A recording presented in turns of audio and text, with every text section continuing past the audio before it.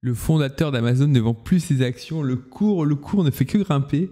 Voilà, ce que vous avez sous les yeux, c'est la performance depuis le début de l'année, 51%, soit quasiment le double de la performance du SP500. Mais pourquoi Jeff Bezos ne vend plus? La question serait plutôt pourquoi il vend? Et bien en fait, il vend tout simplement pour financer Blue Origin. Et ces deux boîtes, Blue Origin et Amazon, il en parle dans une interview du New York Times, une interview qui a environ 10 jours. Elle fait environ 1 heure, je l'ai écoutée, c'est de l'anglais. Vous avez le lien en bas dans la description. Je vais vous présenter ce que j'ai retenu, mais n'oubliez pas que je suis juste un particulier qui documente son parcours.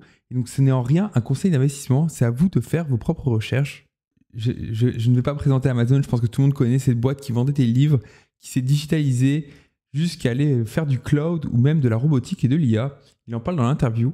Et le premier point qui m'a marqué, c'est tout simplement à la 13e minute quand il parle de la lourdeur administrative américaine et qui parle aussi du système de capital risque des États-Unis, qui est pour lui le meilleur au monde, qui permet à n'importe quelle boîte qui a 10% de réussir de lever des millions. Cependant, la lourdeur administrative, pour lui, c'est un frein à l'innovation, même s'il reconnaît que les États-Unis sont la première place au monde pour cela. Dans ma tête, ça fait écho à la France et même l'Union européenne, la lourdeur administrative. Et ça me fait penser à des boîtes comme Spotify, des boîtes qui ont pris 10 ou 15% en une journée il y a 2 mois.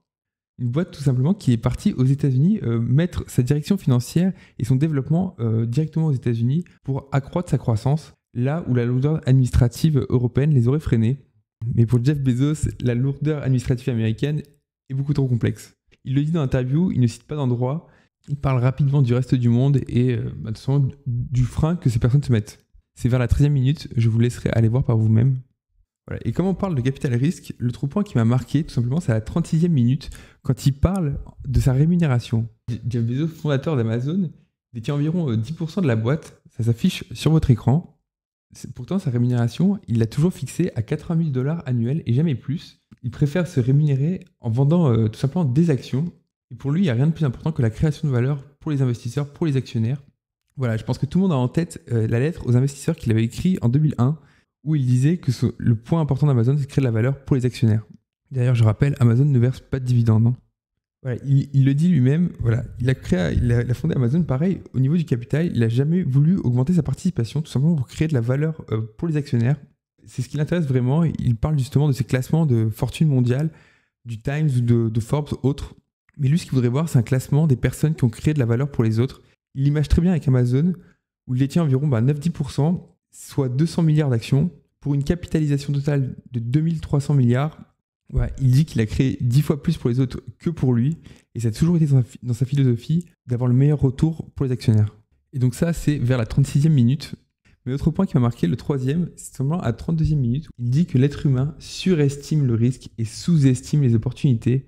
Il parle par exemple de AWS, du cloud, le fait de externaliser les serveurs pour les entreprises, qui était quelque chose de novateur, totalement risqué, mais au final, aujourd'hui, AWS rapporte quasiment 70 milliards de dollars par an à Amazon, et ça n'est en aucun cas un regret.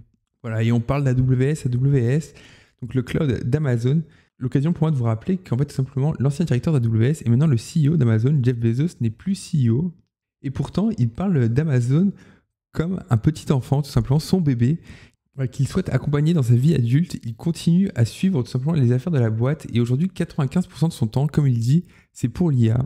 Ils ont développé un modèle Nova, un concurrent entre guillemets de ChatGPT et de par exemple Gemini de Google. Et il dit que voilà, l'IA, au même type que la robotique ou le cloud, et ça va être une révolution horizontale pour tous les secteurs industriels. Pourquoi il dit que ça va être une grosse révolution? C'est assez basique, c'est comme toutes ces boîtes qui font du SEO comme Google ou autre. C'est pour améliorer les recommandations, améliorer la gestion des stocks chez Amazon ou autre. Enfin, le cinquième et dernier point qui m'a marqué tout simplement, c'est la succession, la passation. Tout simplement, voilà, il dit que Amazon c'est devenu un adulte qui est un peu autonome. Il a cédé sa place à Jesse Hansen. Et comment il a choisi ce bon leader? Tout simplement parce qu'il sait identifier les bonnes idées et les exécuter avec rigueur. Et troisième point, c'est important pour lui que le nouveau CEO aide à former la nouvelle génération de dirigeants, tout simplement pour avoir une continuité infinie d'Amazon, afin que Amazon prospère pendant des décennies et des décennies. Voilà, et enfin, Jeff Bezos se définit comme un éternel optimiste qui peut se tromper. Et il a cette citation qui m'a marqué qui dit que l'échec et l'innovation sont deux jumeaux inséparables. Pour innover, vous devez échouer. Pour rappel, Amazon est une boîte qui vendait des livres qui a su faire face à la contrainte et perdurer dans le temps. Aujourd'hui, ce n'est plus qu'une marketplace, il y a AWS.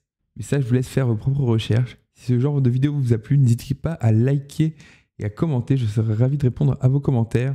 Et si vous voulez vous lancer en bourse, même avec un petit budget, il y a un lien en bas vers Trade Republic, un courtier qui vous permettra de commencer même avec des petites sommes. C'est ce que je fais actuellement et j'en parle dans mon DCA Challenge. Et je vous dis rendez-vous la semaine prochaine.